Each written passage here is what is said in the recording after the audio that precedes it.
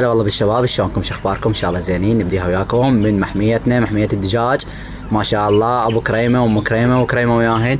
وهاي جتنا الحنيه ما شاء الله تبارك الرحمن. اما من لعبه ربي كيف احدث شبابنا الحلوين بخصوص البيض. مثل ما توقعت خليت لهم هنا البيض، خليته وين؟ بمن؟ بالجبنه تاير مال الدراجه مالتي، بدلته. قلت احسن ما انطيله بالدراجه جبت له هنا. ليش؟ نشوف شنو الوضع. وطلعت الدجاجه مبيضه هنا 4 بيضات، مالت 4 ايام تقريبا. ما شاء الله تبارك الرحمن. اما بنعمه ربي كيف احدث.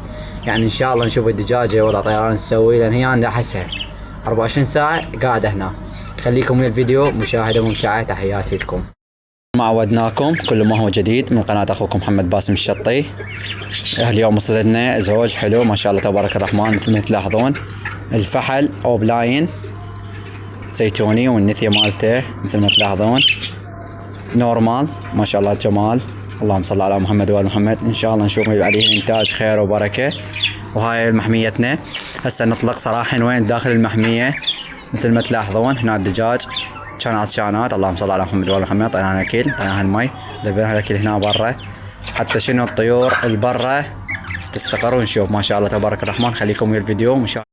الهدية الثانية ليلية جتنا ما شاء الله تبارك الرحمن. فحل ليموني والنثية باندا برصاص بحبري ما شاء الله تبارك الرحمن. كالعادة يا سادة، محمد الشطي ملك السعادة. تحياتي لكم.